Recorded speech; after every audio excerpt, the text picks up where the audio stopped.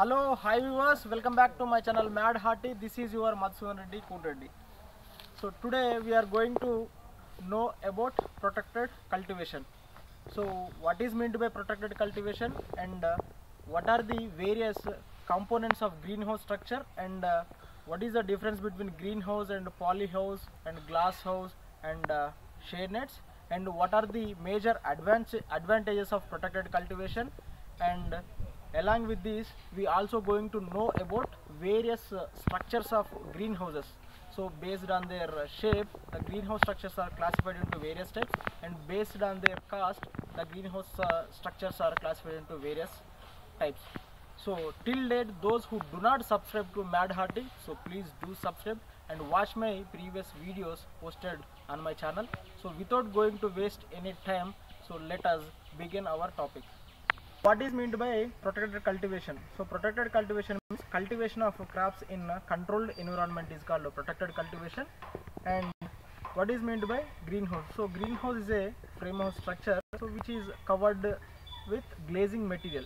So if the greenhouse structure is covered by polythene, then we call it as polyhouses. If the greenhouse structure is covered by glass, then we call it as glass houses. If it is covered by shade nets, then we call it as shade net or shade houses.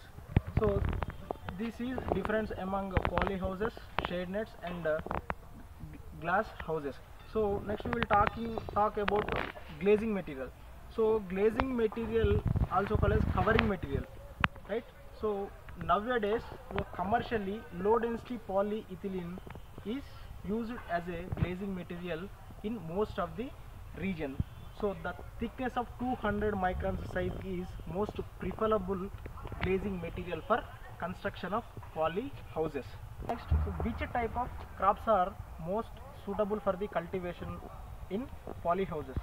So the most suitable and preferable crops for cultivation in poly houses are low volume and high value crops.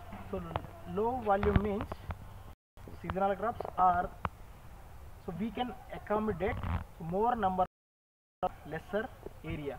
So if you will take vegetables, so here we are seeing this is the capsicum. So cultivating capsicum in polyhouses, the space between the plants and between the rows is almost 60 centimeters.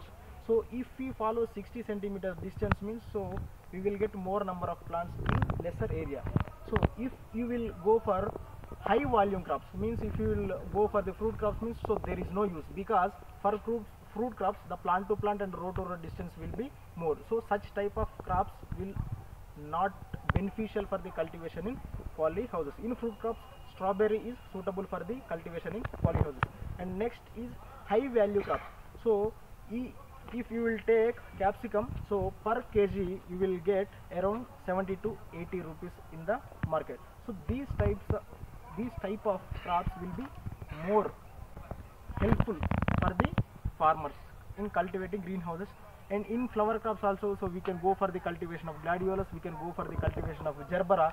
In vegetables also we can go for the cultivation of parthenocarpic cucumber and cultivation of off-season cultivation of tomato, right? And next one is direction. So what is the direction of poly houses? So the direction of poly houses will be north to south direction.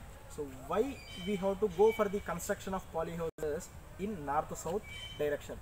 Because the reason is, so in north side south direction, so we will get even distribution of sunlight, right? In temperate countries the direction will be changed, or the regions where the winter period is more, the direction should be in east west direction, so that the crop which is cultivated in greenhouse will get even distribution of light. And next we will talk about major advantages of protected cultivation. So the first advantage is off-season cultivation, means we can take the yields throughout the year irrespective of the seasons. And the second advantage is we can use the optimum, so we can utilize the optimum thermal energy, wind energy and etc. And one more important advantage is, so the crop from environmental hazards. like we can protect the crop from heavy rains, we can protect the crop from heavy winds, and we can protect the crop from insect and pest damages. Next we will talk about classification of polyhouses. So polyhouses are classified into various types based on their size and shape. So based on their shape, the polyhouses are classified into various types. So we can see now. First one is lean-to type. It is a traditional type and it is constructed against the wall of another building and it is having only one sloping roof.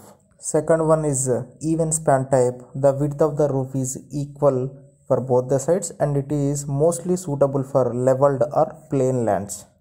Coming to third one, it is uneven span type. The width of the roof is not equal for both the sides and this type of polyhouse is most suitable for hilly regions. Next one, ridge and furrow type. It is a connected community of even span types. Here eave serves as a gutter, so gutter which collects and drains the rainwater. And fifth one is a sawtooth or naturally ventilated polyhouse. Here we will see the natural ventilation and it is mostly preferred polyhouse in India. And another one is gable type. Here the frame and purlin is made up of with plastic pipes and it is suitable for small isolated areas. Next we will see the classification of polyhouses based on their cost. So based on their cost, we can classify the polyhouses into three types: low cost, medium cost and high cost. Right now here we are seeing this is the medium cost polyhouse. I'll tell you the difference between these three types.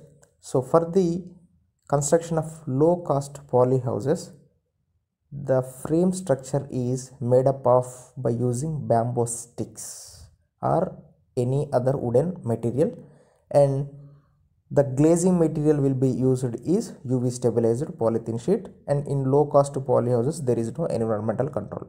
And coming to medium cost polyhouses, the frame structure is made up of mild steel or galvanized iron and the glazing material will be used is polyethylene. And in these polyhouses also, so there is no environmental control, but it is provided with insect proof nets and etc. And for the construction of medium cost polyhouses, it will cost around 850 to 1000 rupees. And third one is high cost polyhouses. So in this type of polyhouses, we will get to see there is a environmental control, and here the greenhouse frame is made up of by using aluminum or galvanized iron, and the polythene sheet used is double layered UV stabilized polyethylene. And of high cost polyhouses, it will cost around 2000 rupees per square meter. Next we will talk about various components of polyhouses. Polyhouses generally 40 to 60 mesh size insect proof net will be preferred. So 40 mesh size means, so we will found 40 holes per inch of one screen. So in case of 60 mesh size, so we will found 60 holes per 1 inch of screen.